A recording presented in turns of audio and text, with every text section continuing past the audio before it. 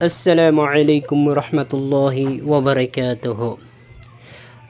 Itatagalog natin ang kahulugan ng hidayah at tawfiq sa gabay ni Allah subhanahu wa ta'ala. Kung ito ay barukman, ay umihingi tayo ng paumanhin sapagkat ay hindi na tayo gaano marunong magtagalog.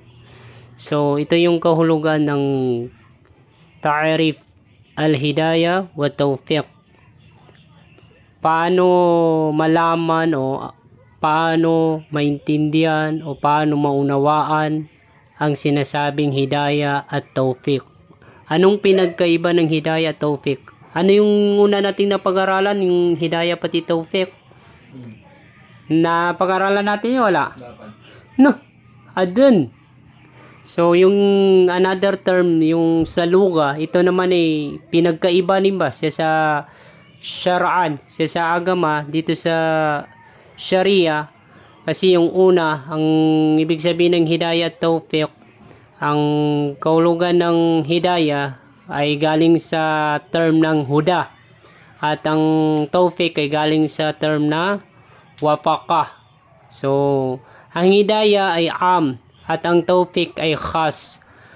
Yung sinasabing hidayah, kumbaga nagagabayan ng tao, pero gagamit si Allah subhanahu wa ta'ala ng mga kanyang nilikha, like na lang ng mga propeta, mga sugo ni Allah subhanahu wa ta'ala, upang magabayan yung tao sa matuwid na landas. Kung sila ay naligaw, sila ay makakabalik sa landas na matuwid.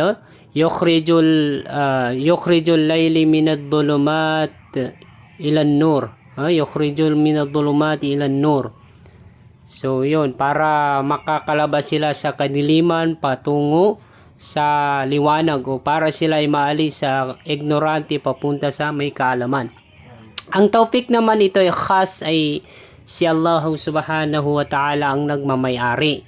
Hindi to kayang kunin ng mga propeta, mga nabi, mga sugo ni Allah subhanahu wa ta'ala, yung mga ustad, hindi.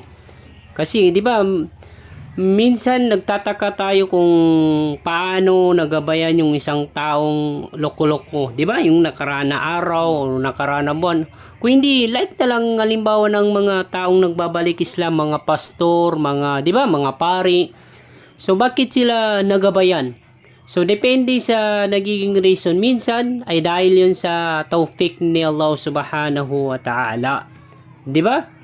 So yun ay ang Allah ang nagmamayari sa tawfiq, walang ibang nagmamayari. So dito naman tayo sa ta'arifan, kung paano maintindihan yung hidayah at tawfiq.